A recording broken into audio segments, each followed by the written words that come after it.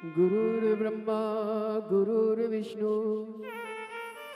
गुरुर्देवो महेश्वरा गुरुर्साक्षात् परब्रह्म तस्मै श्री गुरुवे नमः।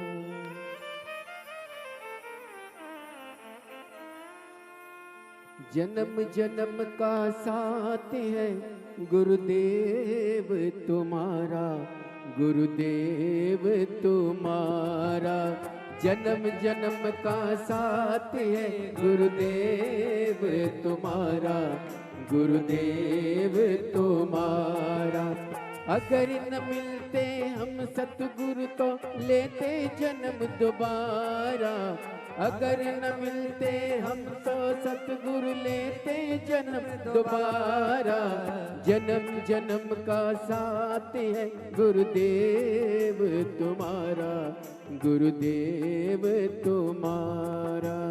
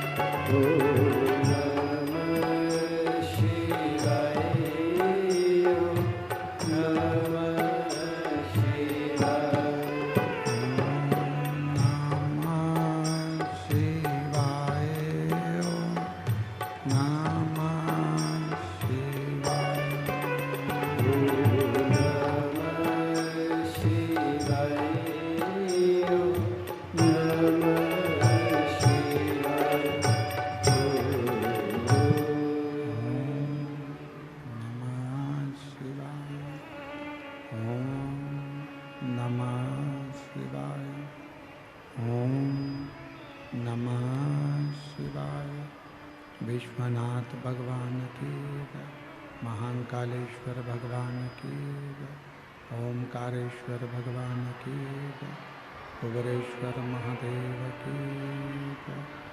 हर हर महादेव, हर हर महादेव, हर हर महादेव।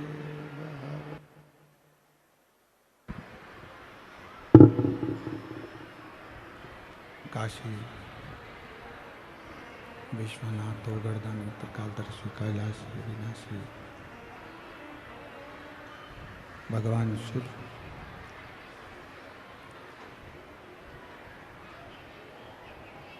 जिनकी पुनीत पावन पवित्र शिव महापुराण की कथा भगवान देवाधिदेव महादेव की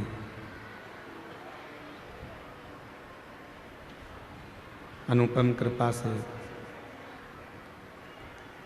करुणा से, दया से आप और हम ग्राम आरी डोंगरी कच्चे माइंस उत्तर बस्तर जिला कांकेर छत्तीसगढ़ की पवित्र भूमि पर बैठकर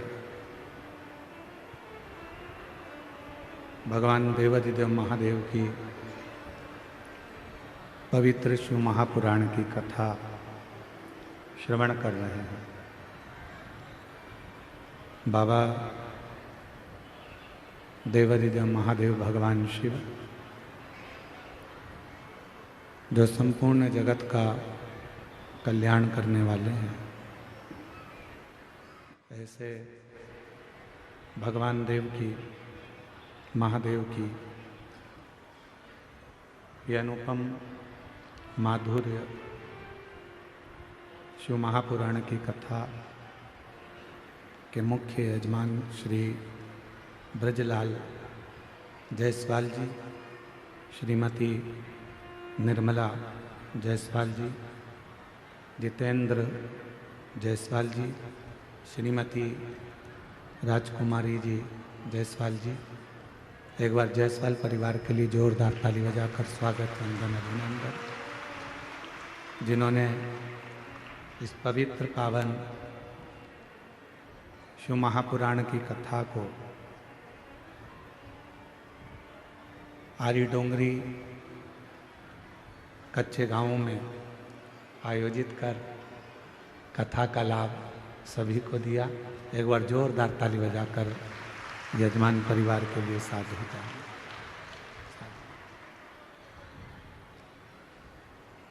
भाग्यशाली हैं कथा में पधारे सभी शिव भक्त जो इस पवित्र पावन मार्गशीर्ष मास में भगवान शिव की पवित्र कथा का लाभ ले रहे हैं।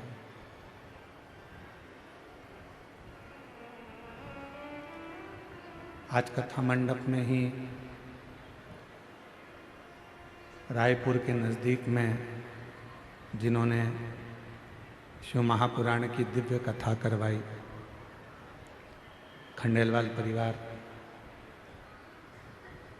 खंडेलवाल जी, सागर खंडेलवाल एवं उनके माता पिता और पूरा परिवार यहाँ पर आए हैं। उनको बहुत बहुत साधुवाद है और पुनः फिर उन्होंने अपने ही क्षेत्र में एक बार शिव पुराण की कथा और ली है। एक बार जोरदार ताली बजाकर उनके लिए स्वागत करेंगे। एक जीवन का सबसे बड़ा सुख है परमात्मा का भजन।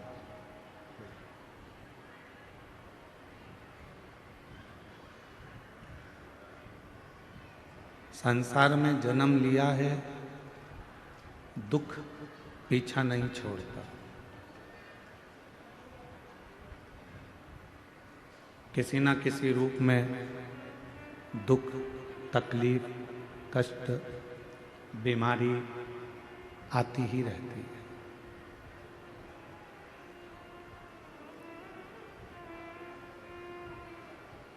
पर उस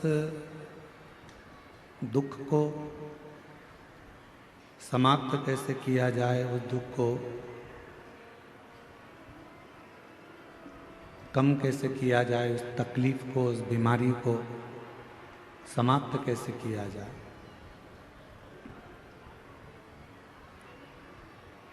उसके लिए सबसे ज़्यादा जरूरी है भगवान शिव की अविरल भक्ति।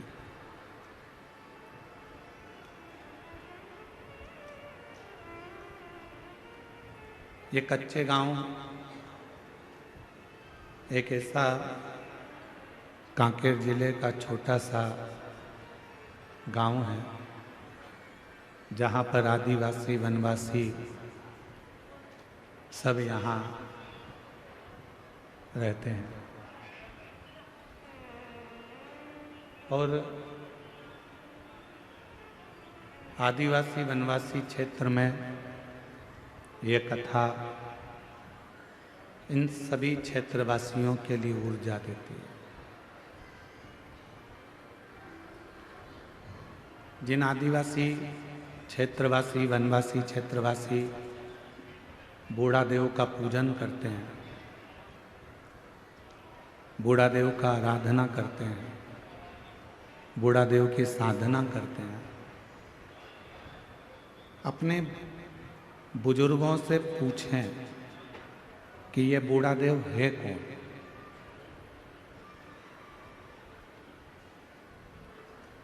जितने भी अब अपने अपने बुजुर्गों से वनवासी आदिवासी क्षेत्रवासी जब पूछेंगे कि ये बूढ़ा देव है कौन, तो बुजुर्ग बताएंगे कि ये शंकर भगवान का एक स्वरूप है, शिव का एक आनंदमय प्रतिबिंब। भगवान देवाधिदेव महादेव का एक स्वरूप बूढ़ा देव महादेव के रूप में।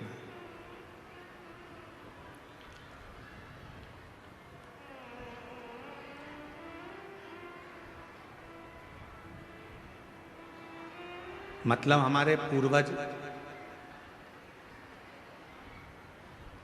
हमारे दादा परदादा, हमारे जितने बुजुर्ग रहे हैं, हमारे जितने पूर्वज रहे हैं, ये सब भगवान शिव की आराधना करते हैं, भगवान शंकर की साधना करते हैं। थोड़ा बीच का जो समय ऐसा रहा जिन समय में भगवान शंकर को लोगों ने दूर कर दिया था।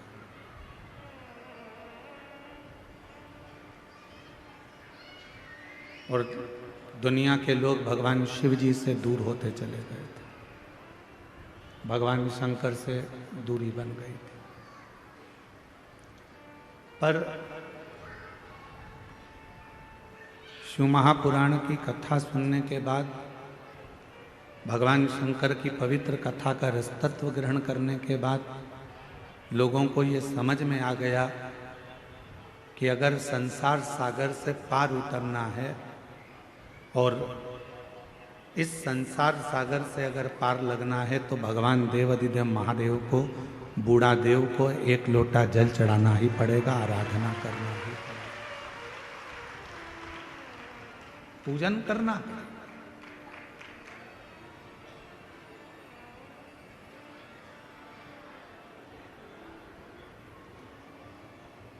हम एक बात आपसे पूछें, उत्तर दीजिएगा कच्चे गांव वाले सब। समुद्र, विशाल समुद्र बड़े बड़े जहाज को डुबो देता है। विशाल समुद्र बड़े बड़े महल को डुबो देता है।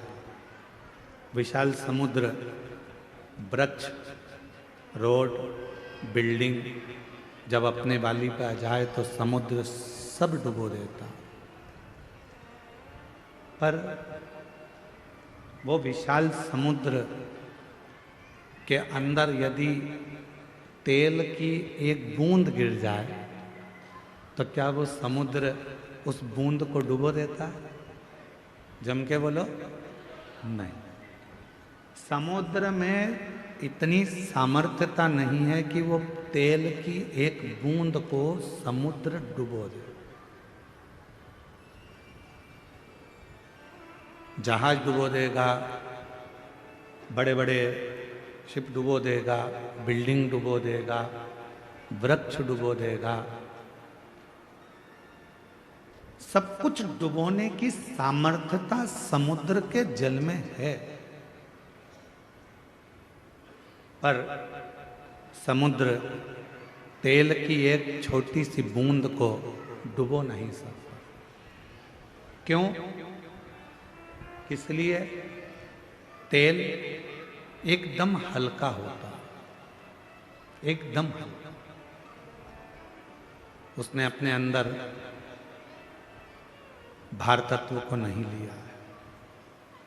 शिव महापुराण की कथा कहती है जैसे समुद्र सबको डुबोने की सामर्थ्यता रखता है, पर तेल की एक बूंद को डुबो नहीं सकता है, उसी तरह शिव पुराण की कथा कहती है, भगवान शंकर का चरित्र कहता है कि संसार सागर में आकर सब डूबना है, पर जिसने भगवान शंकर की शरणागति ग्रहण कर ली उसको संसार सागर भी डुबो नहीं पाता।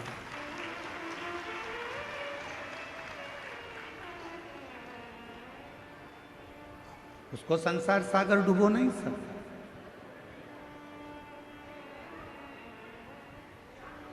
संसार सागर में भी आने के बाद यदि भगवान की अविरल भक्ति को धारण करा है, शिव नाम लिया है, भगवान शंकर का भजन किया है, मंत्र जाप किया है, नाम जाप किया है, तो किसी की सामर्थ्यता नहीं है कि वो आपको डुबो दे। अकाल मृत्यु वो मरे जो काम करे चंडाल का, काल उसका क्या बिगाड़े जो भक्त हो महाकाल का। जो शिव का उपासक हो, जो भगवान शंकर की आराधना में डूबा रहता हो, फिर काल उसका कुछ नहीं बिगाड़ सकता।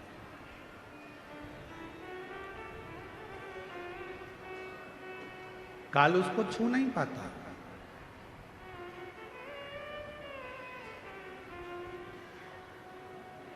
उसको छूना बड़ा कठिन हो जाता है।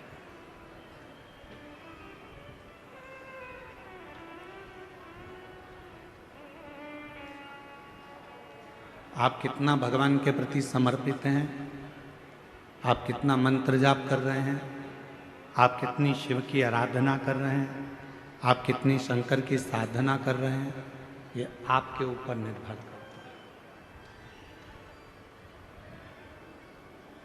संसार के लोगों की सामर्थ्यता नहीं है कि फिर वो आपको डुबो दे।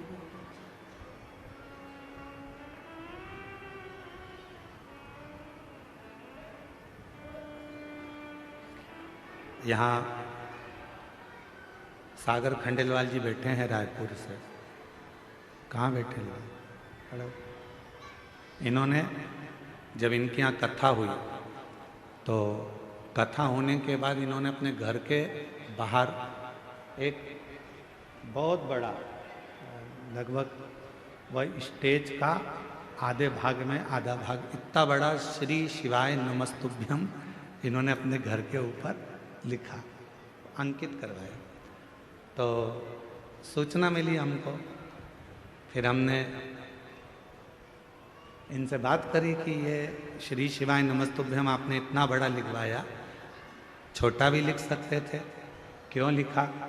तो सागर खंडेलवाल जी कहते हैं, गुरु जी, आता जाता व्यक्ति चाहे वो जीव हो, जंतु हो, पशु हो, पक्षी हो, चाहे मनुष्य हो, किसी भी रूप में अगर श्री शिवाय नमस्तुभ्यम देखेगा तो वो तर जाएगा, इसलिए उसका विशालतम स्वरूप हमने अंकित कर। विशाल, मैं धन्यवाद देता हूँ आपको, बहुत बहुत साथ। बैठिए। एक मंत्र, एक जप, एक साधना, एक आराधना जब हम मूल रूप से ग्रहण करते हैं, मूलतः के साथ जब हम उसको भजते हैं, तो वो हमें सुख देता है, हमें आनंद देता है।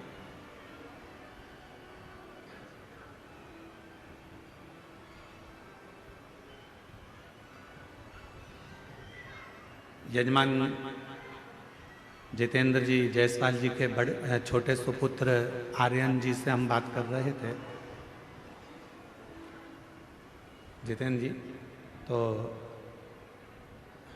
आर्यन से हमने पूछा कि इस क्षेत्र में इतना विशालतम कभी कोई कथा कोई सत्संग आपके यहाँ हुआ है? तो आर्यन जी बोल रहे थे कि गुरुजी वो तो बाबा की कृपा है और भोलेनाथ जी ने इस कथा को करवाया, हमको ही नहीं मालूम पड़ रहा कि कैसे कथा चल रही है और कैसे शिव भक्त इसको श्रवण कर। आर्यन साधुवाद है आपको इस चीज के लिए। तो ये शिव की कृपा के बिना नहीं हो सकता। आप अपन सोचें कि ये अपन कर रहे हैं तो ये नहीं है। मेरा आपकी कृपा से सब काम हो रहा, मेरा आपकी कृपा से सब काम हो रहा। करते हो भोले बाबा मेरा नाम हो रहा है, करते हो भोले बाबा मेरा नाम हो रहा है। भोले आपकी कृपा से सब काम हो रहा, शंभु आपकी कृपा से सब काम हो रहा। जरूरी नहीं कि जिंदगी में हम आए हैं और हम जैसा सोचें वैसा ही हो। जरूरी नहीं है कि हम संसार सागर में, देखो भगवान ने आपको और हमको जन्म दे दिया, शरीर कैसा देना था ये उसको मालूम, हमारे पूर्व का कैसा कर्म था उसके अनुसार हमारा शरीर मिला। आपको और हमको जो शरीर मिला ये हमारे पूर्व के कर्म के अनुसार। आप सुंदर बनकर जन्मे, भगवान की कृपा है। आपके हाथ भगवान ने दिया, भगवान की कृपा है। आपके पांव भगवान ने दिया, भगवान की कृपा है। नेत्र दिए, भगवान की कृपा है। जिह्वा दी, वाणी दी, भगवान की कृपा है। श्रवण शक्ति दी, भगवान की कृपा है। बुद्धि दी, भगवान की कृपा है। शरीर कैसा देना था ये परमात्मा ने हमारे पूर्व का स्मरण कर कर, पूर्व के खातों को देखकर तब भगवान ने हमको दिया। यहाँ जितने लोग बैठे हैं, अगर आप में से किसी ने लोन लिया हो तो बैंक वाले पुराना हिसाब देखते हैं। यहाँ माइंस वाले बहुत काम करते होंगे तो लोन लेना ही पड़ता होगा, है? तो लोन लेते होगे तो पुराना हिसाब देखा जाता है। पहले लिया था, जमा करा कि नहीं करा, इतना पैसा लिया था, उस बैंक से उठाया था, भले तुम दूसरी बैंक से लो लोन, पर वो पूरी बैंक को टटोली जाती है कि इसने पैसा जमा करा कि नहीं करा, इसने जमा किया कि नहीं किया। बस जैसे बैंक का लोन देने वाला पुराना हिसाब देखता है, उसी तरह हमको जन्म देने वाला भी हमारा पुराना हिसाब देखता है। पुराना हिसाब क्या करा संसार सागर में जाकर, किसी भूखे को भोजन कराया, प्यासे को पानी पिलाया, भगवान का मंत्र जाप किया, नाम जाप किया, किसी को सहायता प्रदान करी, किसी को शिक्षा प्रदान करी, किसी को चिकित्सा प्रदान करी। वो पुराना हिसाब देखता है और पुराना हिसाब देखने के बाद हमारा शरीर देता है। हमारे शरीर में कोई भी थोड़ी सी भी कमी रखता है, समझ लेना हमारा पूर्व का दिया हुआ है। महाराज कुछ हमने श्रेष्ठ ना करा हो, श्रेष्ठ ना।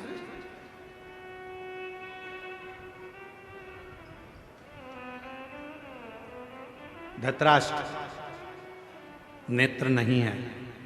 एक बार भगवान द्वारकानाथ से धृतराष्ट्र ने पूछ लिया, क्या बता सकते हो कि मेरे नेत्र क्यों नहीं है? मैं इतना सुंदर जन्मा, मैं इतने बड़े राज्य का राजा बना, मैं इतना बड़ा नरेश बना, मैं इस हस्तिनापुर का राज सिंहासन संभाल रहा हूं और मेरे नेत्र नहीं है। आप बता सकते हो कि मेरी किस्मत ऐसी क्यों लिखी? भगवान द्वारकानाथ ने कहा, पूर्व जन्म में तुम एक सुंदर राजकुमार थे, एक हंस को देख लिया था, उस हंसनी को पकड़ने के चक्कर में वो तुम्हारे हाथ ना आई तो उसके साथ में जितने भी लोग बच्चे थे उन सब के नेत्र तुमने हर लिए थे, इसलिए तुम्हारे नेत्रों को हरा गया। पूर्व का करना। कोई पिछले जन्म के अच्छे कर्म मुझे बाबा दे, पिछले जन्म के अच्छे कर्म मुझे बाबा तेरा साथ मिला। जहाँ सारी दुनिया झुकती है, जहाँ सारी दुनिया झुकती है, मुझे वो आली दरबार मिला, दरबार मिला। कोई पिछले जन्म के अच्छे कर्म मुझे बाबा तेरा साथ मिला। पूर्व का हमारा कोई अच्छा पुण्य होगा, अच्छे हाथ पैर दे दिए। पूर्व का हमारा कोई पुण्य होगा, बोलने के लिए वाणी दे दी। पूर्व का अच्छा पुण्य होगा, देखने के लिए नेत्र दे दिए महाराज। और भगवान ने सब कुछ दिया, पूर्व का पुण्य। और फिर याद रखो, हमारे और आपके पिछले जन्म का कोई अच्छा कर्म होगा जो शिव महापुराण की कथा कच्चे गांव में दे दी। ये पुण्य है।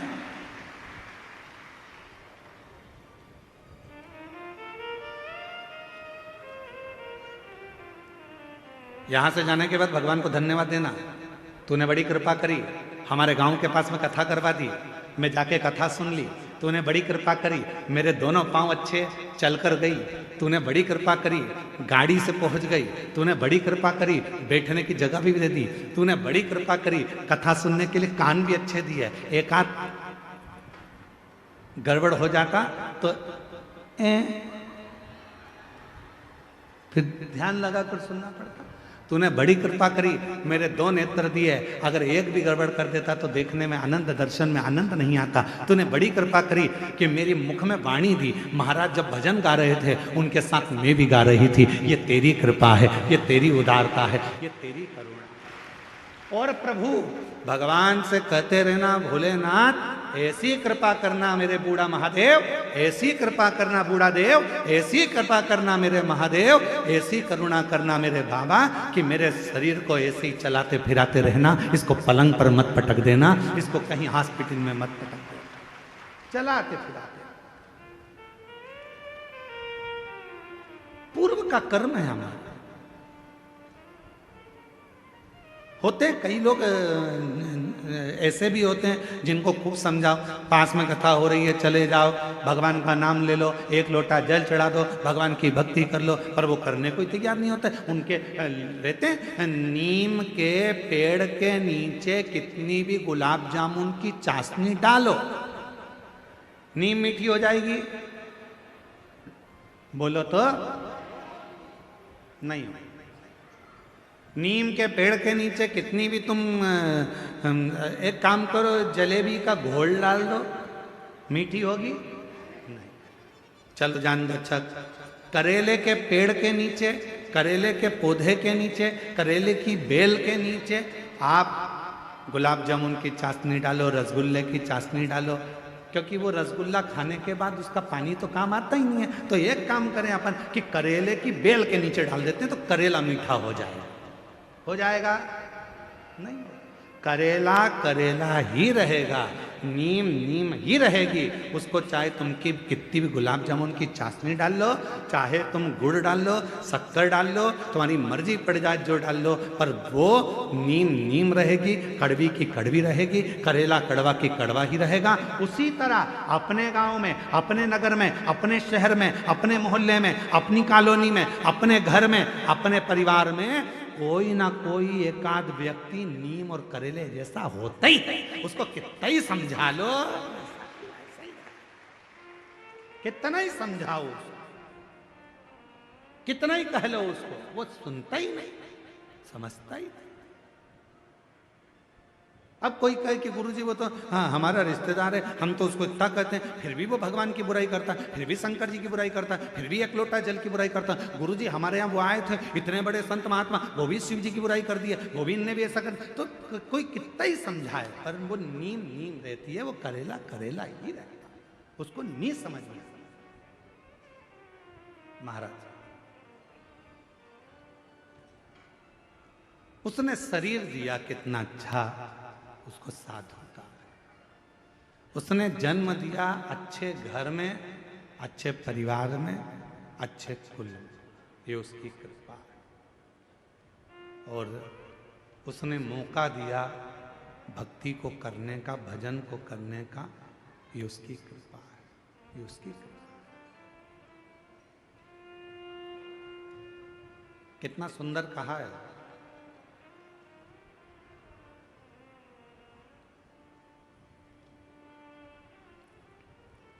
एक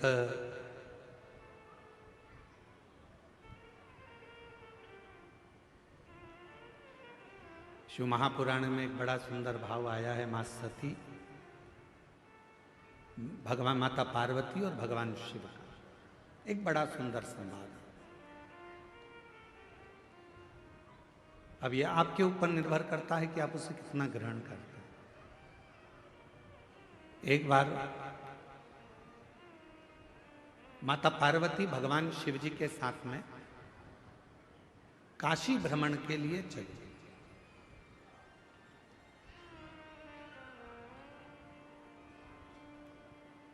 नंदी पर बैठकर मां पार्वती जी बाबा भोलेनाथ जी के साथ चली।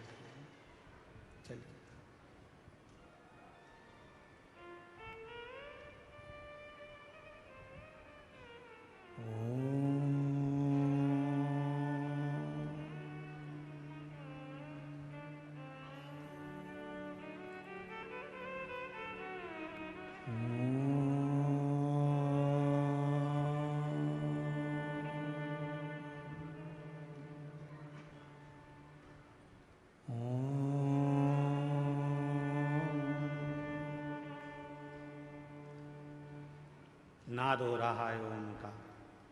पार्वती जी के कानों में शब्द गया। घूम कर देखा मां पार्वती जी ने, कहां से आवाज आ रही। फिर पार्वती जी आगे बढ़ गई, फिर शब्द सुना, ओम।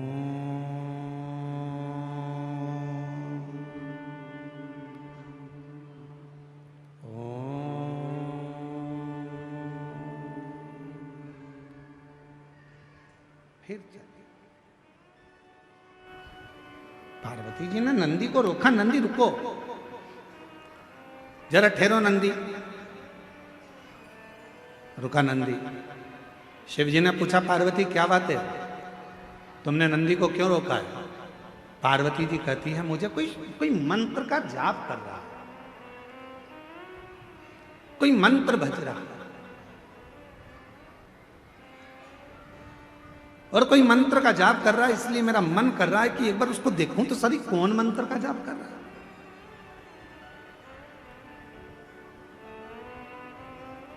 सब दूर मां जगत जननी माता पार्वती ने भ्रमण किया, जपने वाला नहीं मिला। फिर नाद हुआ,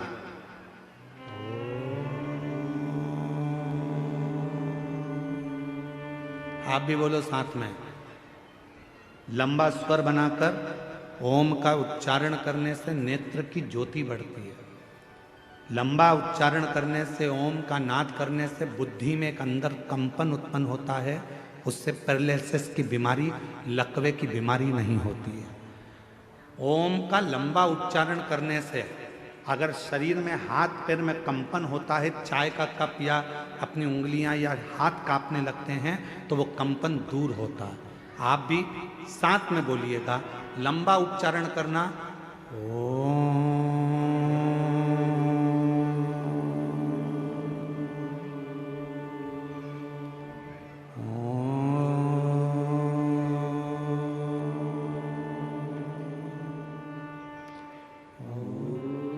लंबा उच्चारण करते हुए, वाणी को स्थिर करते हुए, नेत्र को बंद कर हृदय के अंदर झांकते हुए उच्चारण करेंगे।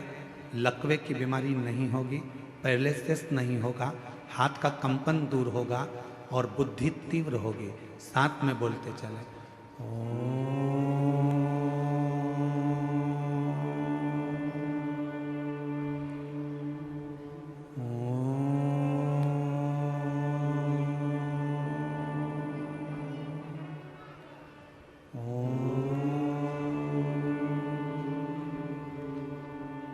पार्वती जी का ध्यान गया, कोई दिख नहीं, कुछ नहीं दिखा। आपने जब ओम का नाद किया होगा, नेत्र बंद कर कर आपको ऐसा लगा होगा हमारे दिमाग में कुछ बारीक सा कीड़ा चल रहा है, कोई प्रवेश कर रहा है। वो शिव तत्व है, वो शंकर है, मां ढूंढ रही है, कोई दिखता नहीं है। शिवजी कहने लगे पार्वती चलो, कहां तुम यहां वहां ढूंढ रही हो, किसको खोज रही हो? शिव महापुराण की कथा में वर्णन आता है कि शंकर भगवान की कथा के अंदर बैठकर या पूरे संसार में, ब्रह्मांड में कोई भगवान शंकर के ओम नाद को, पंचाक्षर मंत्र नमः शिवाय को, षडाक्षर मंत्र ओम नमः शिवाय को या श्री शिवाय नमस्तुभ्यम का संसार में कोई भी उच्चारण करता है, उसको मां पार्वती ढूंढ कर ही रहती है और उसे वर देकर ही रहती है।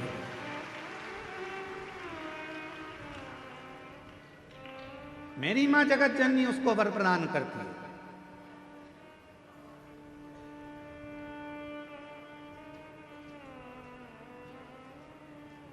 कितना सुंदर कहा है काली पुराण में। मां काली पुराण में एक वर्णन आता है,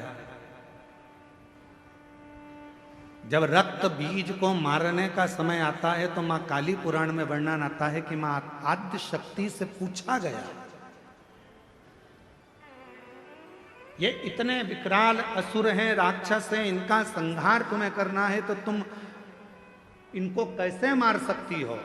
तो मां आद्य शक्ति, काली पुराण में वर्णन आता है कि मां आद्य शक्ति ने कहा, जब मैं किसी एक मंत्र को पकड़ लेती हूं और उस मंत्र का बार बार उच्चारण करती हूं तो वो मंत्र मुझे अंदर से शक्ति प्रदान करता है और रक्त बीज जैसे राक्षस तो यूं ही मर जाते हैं, असुर संहार हो जाता है। नेत्र बंद कर कर सब एक बार फिर उच्चारण के साथ लंबे ओम नाद, शरीर के रोगों को दूर करने के लिए, शक्ति को प्रदान करने के लिए, शिव भक्ति को प्रदान करने के लिए, जितने आस्था चैनल पर बैठे हैं, जितने फेसबुक यूट्यूब के सामने कथा सुन रहे हैं, जितने पंडाल में कथा सुन रहे हैं, बड़े प्रेम के साथ लंबी श्वास के साथ में उच्चारण करेंगे, मां आद्य शक्ति हमको स्मरण करेगा।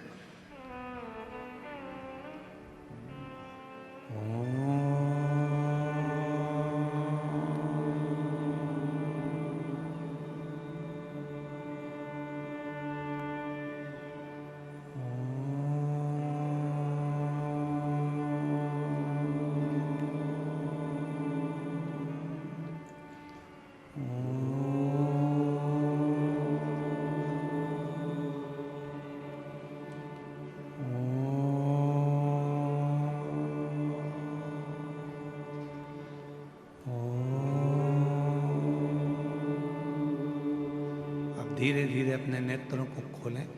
शिव नाम का स्मरण सुख प्रदान करता है, सुख, एक शक्ति, एक बल, एक ऊर्जा भगवान के नाम।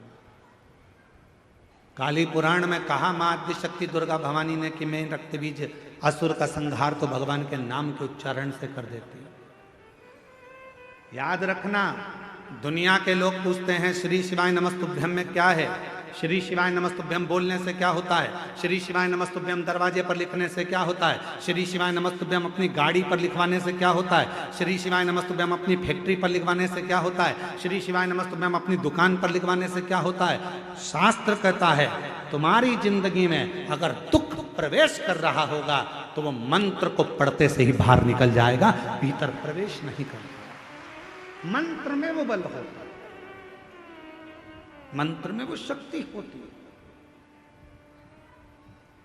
श्री शिवाय नमस्तुभ्यम, श्री शिवाय नमस्तुभ्यम, श्री शिवाय नमस्तुभ्यम। बोलो बोलो सब बोलो, श्री शिवाय नमस्तुभ्यम, श्री शिवाय नमस्तुभ्यं श्री शिवाय नमस्तुभ्यं। उस मंत्र का उच्चारण करना मूल हो जाता है। पार्वती मैया ढूंढ रही हैं, कोई मिलता नहीं है। शिवजी उनको ले गए काशी में एक स्थान पर, तट पर माँ गंगा के बैठ गए। शंकर भगवान को नमन कर कर माँ पार्वती जी वहां से चल दी और पार्वती मैया भ्रमण करने के लिए गई, ढूंढने के लिए गई। जो मंत्र जप रहा था, जो मंत्र का उच्चारण कर रहा था, जो मंत्र को पढ़ रहा था, वो कौन है, कहाँ है, दिखता नहीं है। माँ उस पार्वती मैया उस काशी खंड के अंदर, माँ काशी की नगरी में उस जीव को ढूंढ रही हैं, जो उच्चारण कर रहा है, जो जप रहा है, मंत्र का उच्चारण कर रहा है। और तभी पार्वती मैया भ्रमण करने के लिए निकली। ढूंढते ढूंढते ढूंढते ढूंढते माँ आद्य शक्ति, माँ जगत जननी, माँ पार्वती जी उस व्यक्ति को देख, वो मिल गया। जो मंत्र का जाप कर रहा था वो मिल गया, जो मंत्र का उच्चारण कर रहा था वो प्राप्त हो गया, जो मंत्र को भज रहा था मिल गया।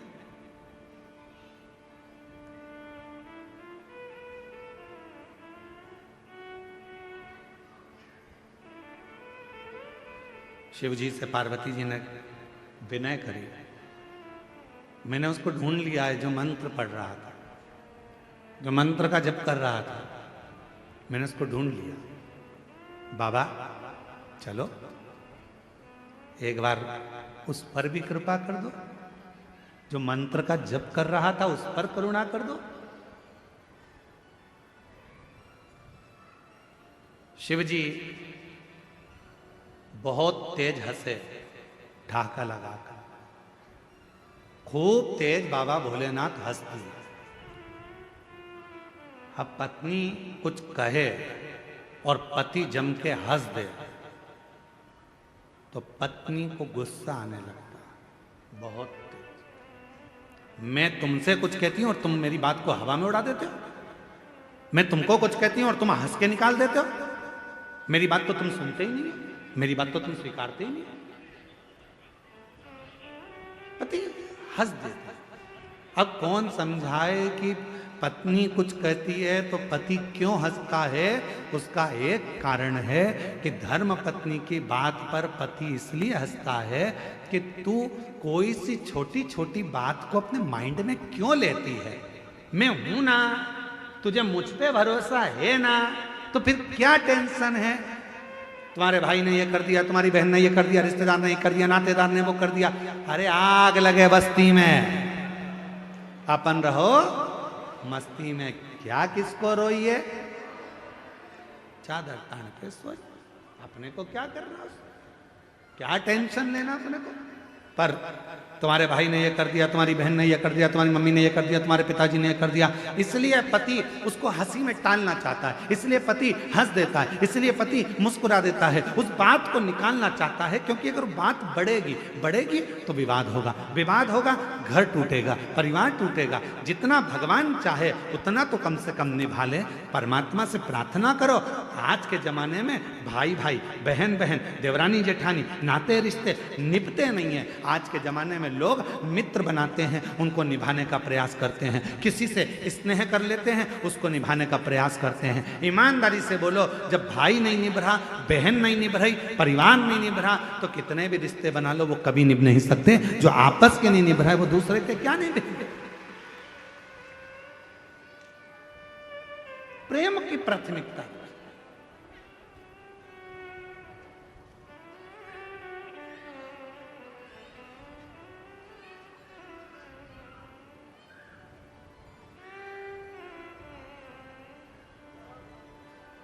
हमारे यहाँ कुबेरेश्वर बाबा के पवित्र धाम में कई लोग आते हैं, साथ में बर्तन भी लाते हैं, आटा भी लाते हैं, दाल भी लाते हैं, चावल भी लाते हैं।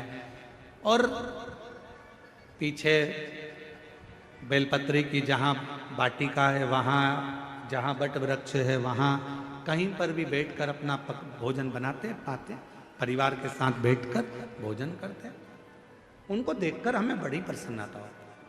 हम कई लोगों से मिलने भी जाते हैं, वहाँ पर अगर सीहोर रहते हैं तो हम उनके पास जाते हैं, बोलते हैं, भगवान बड़ी कृपा करा है आप पर कि कम से कम आज आपका पूरा परिवार बाबा के धाम में बैठकर भोजन तो कर रहा है। इससे बढ़कर सुख और क्या हो सकता है।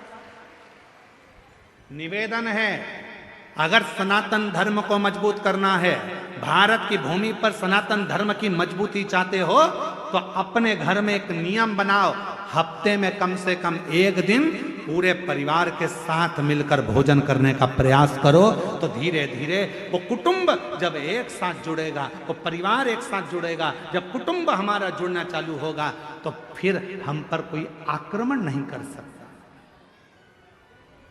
आक्रमण नहीं कर सकता।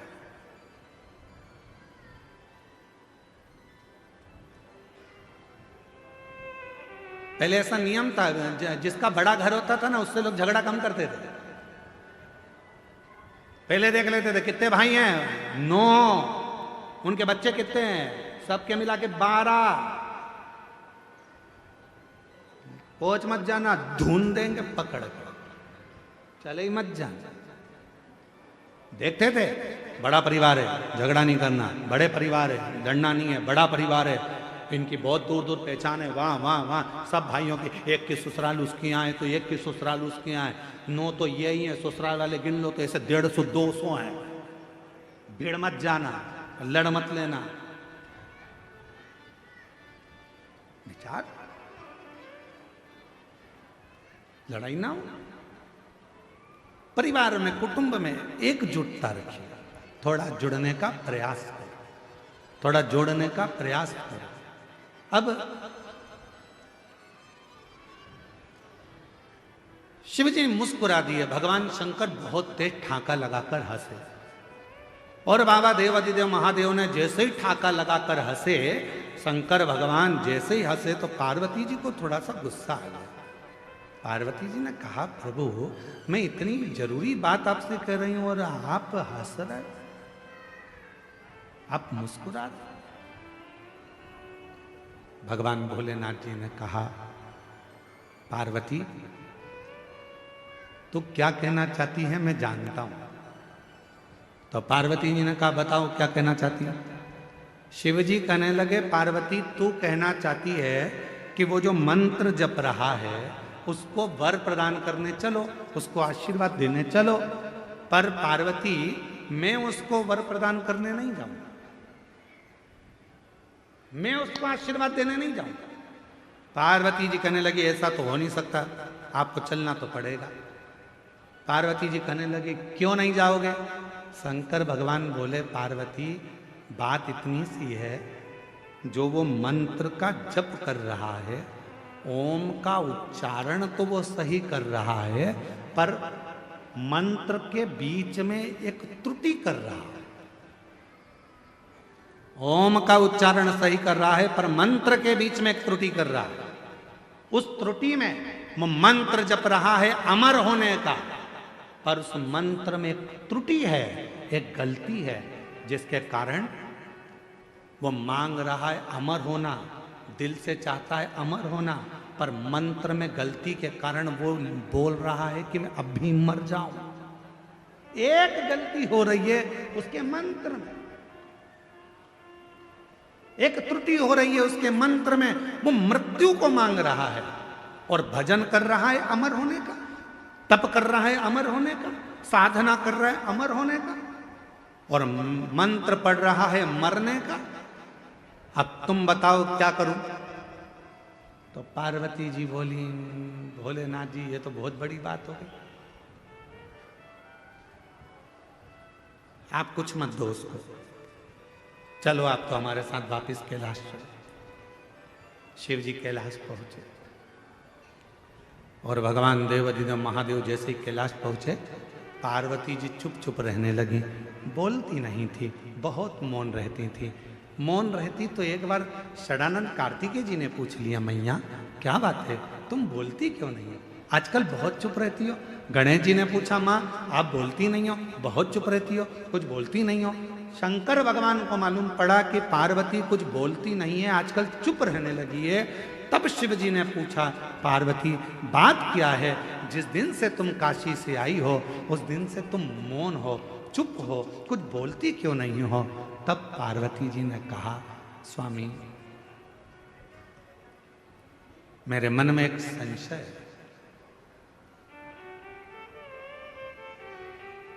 क्या संशय है पार्वती? मेरे मन का संशय यह है स्वामी कि वो जो काशी में जप रहा था, मंत्र गलत पढ़ रहा था और मांग सही रहा था, ऐसे ना जाने संसार में कितने लोग होंगे। महाराज भोले बाबा, आपके डमरू की नाद से, आपके गंगा की धार के जल से करोड़ों करोड़ों मंत्र बने हैं। शिवजी से कह रही है मां पार्वती की सबसे ज्यादा दुनिया में अगर कोई मंत्र प्रकट हुए हैं तो शंकर भगवान आपके द्वारा प्रकट हुए हैं। इतने करोड़ों मंत्र लोग अगर बोलेंगे उसमें कोई त्रुटि होगी तो विचारों का क्या होगा। इसलिए कुछ कृपा करो, कुछ कृपा करो। शिवजी ने कहा मांग तुझे क्या चाहिए पार्वती। पार्वती जी कहती हैं प्रभु बस ऐसी कृपा कर दो कि कोई कैसा भी जपे, गलत भी जपे चाहे सत्य भी जपे, सही भी जपे चाहे वो गलत भी जपे, तो भी उसको नरक ना भोगना पड़े, वो आपके धाम सारी कामनाएं प्राप्त कर कर आपके धाम में पहुंच जाए। ऐसा बस इतना सबर। शिव जी ने कुछ बोला नहीं, चुप रहे। अभी तक मां पार्वती जी चुप थी, भगवान भोलेनाथ चुप हो गए, बोले नहीं। और मंत्र जपने वाले दुनिया के लोग मंत्र जप रहे,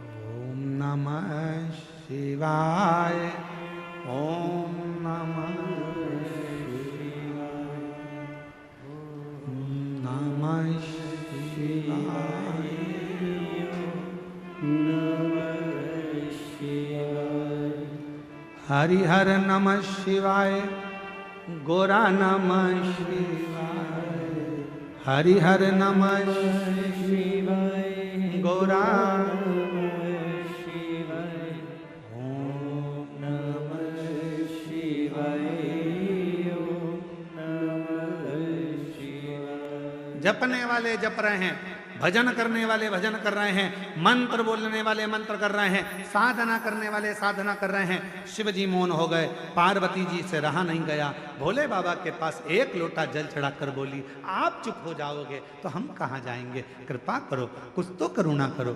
शिव जी ने कहा पार्वती क्या दूं मैं, क्या दूं,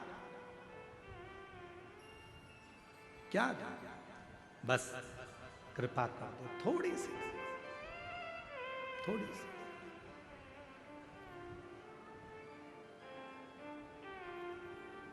आप तो दयालु हो। पार्वती जी ने कहा मैंने मेरे पिता हिमालय राज के मुख से सुना था, शंकर भगवान के शिवलिंग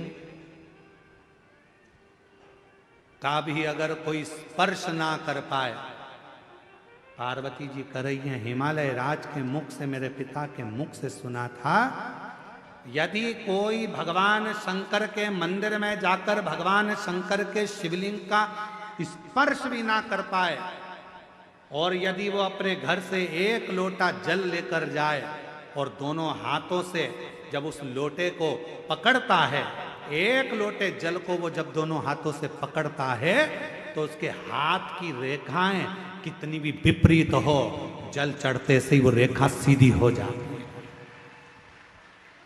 कितनी भी विपरीत क्यों ना। सारी समस्या का हल एक लोटा जल, एक पत्र है, देखिए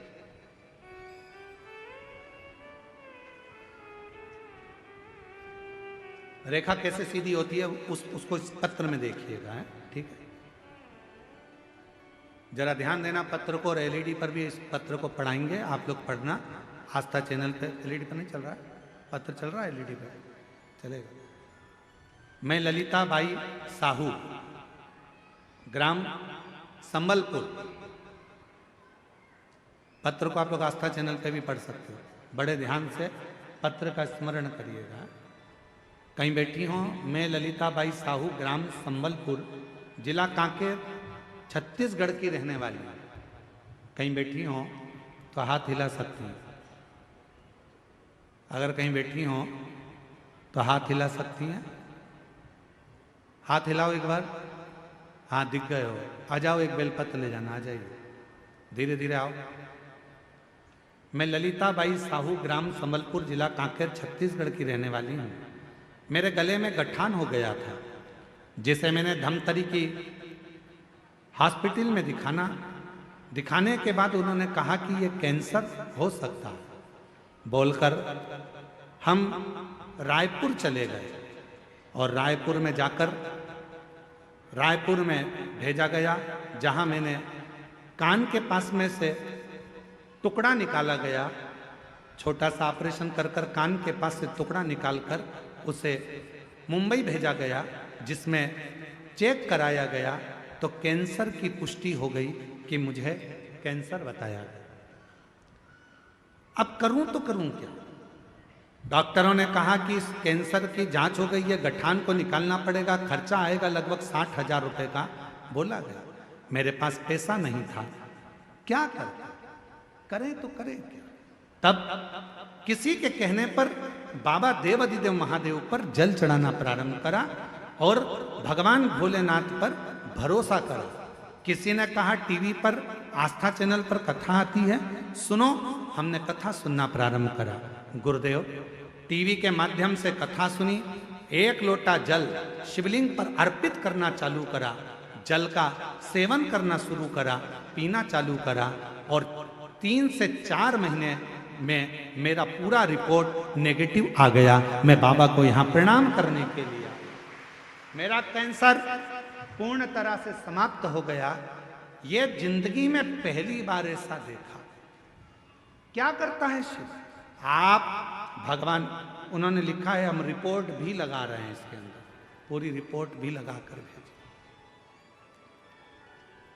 और तेरी कृपा का क्या है भरोसा, कब किस पर हो जाए, जरा सी हम पर कर दो, जरा सी। आप शिव जी के मंदिर जा रहे हैं, भगवान शंकर के मंदिर में जाकर लोटा जल चढ़ा रहे हैं। शंकर भगवान के शिवलिंग का यदि आप स्पर्श भी ना कर पाए, कोई बात, स्पर्श भी ना कर पाए तो कोई बात नहीं है। आप भगवान शंकर के शिवलिंग पर जल चढ़ाने के लिए जब लोटा भर कर लेकर जाते हैं, अपना हाथ में, अपने घर से जब लोटा लेकर जाते हैं जल चढ़ाने के लिए, उस लोटे पर अपना हाथ आता है। देखो, हाथ के निशान बड़े काम आते हैं, बड़े काम।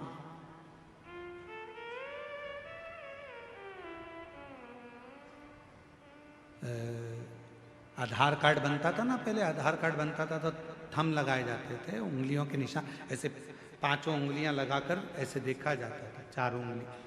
फिर नेत्र, रजिस्ट्री कराने जाओ तो हाथ के थंब लगवाते। बोलो बोलो, सही है कि गलत है? थंब लगवाते।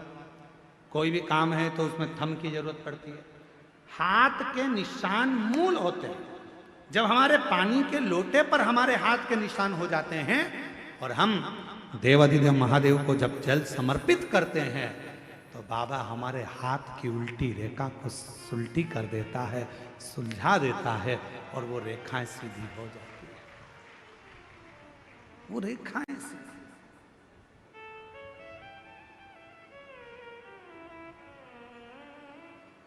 क्या नहीं देता शिव?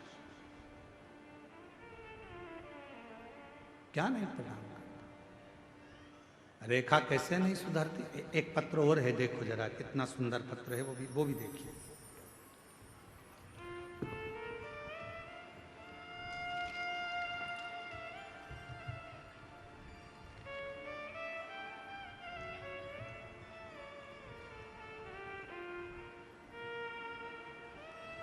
जमुना रमेश सिन्हा, जरा गांव का नाम बोलो पढ़ के।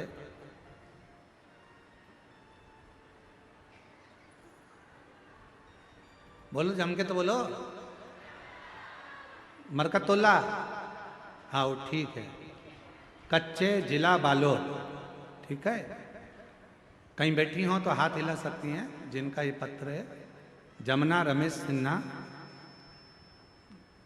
मरकतुल्ला, कच्चे जिला बालोद।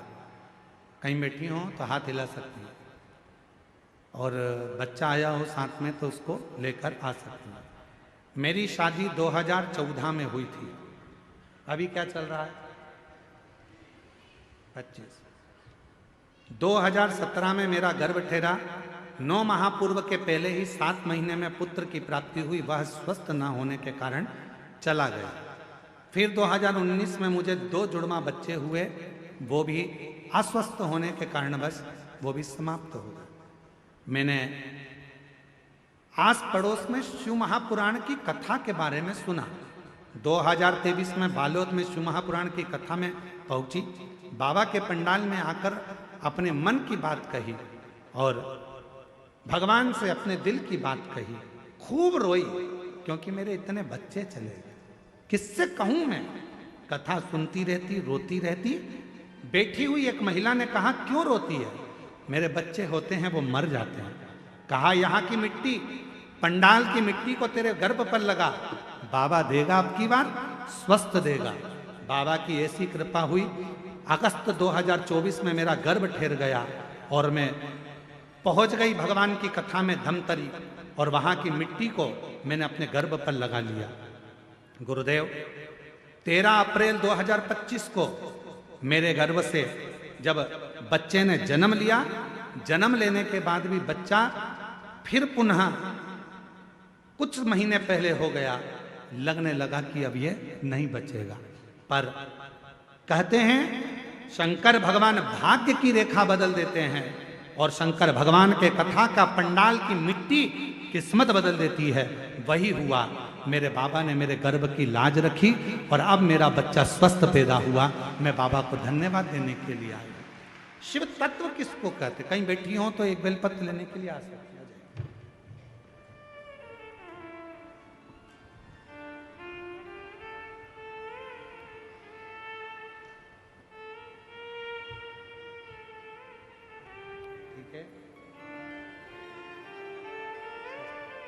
खाली न जाता कोई दर से तुम्हारे, खाली न जाता। जोरदार ताली बजाओ।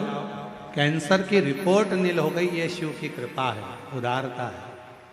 हमारे बीच में भानु प्रतापपुर से विधायक महोदय श्रीमती सावित्री मांडवी जी आई हुई हैं। मैं उनको आमंत्रित करता हूं वो व्यासपीठ का पूजन करें। जोरदार ताली बजाकर उनका स्वागत करें। जो जैसी भावना लाया वो वैसा ही फल पाया, नहीं खाली उसे लौटाया वो मन ही मन हर्षाया, और कर दिया माला माल काशी वाले लुटा दिया भंडार काशी वाले ने लुट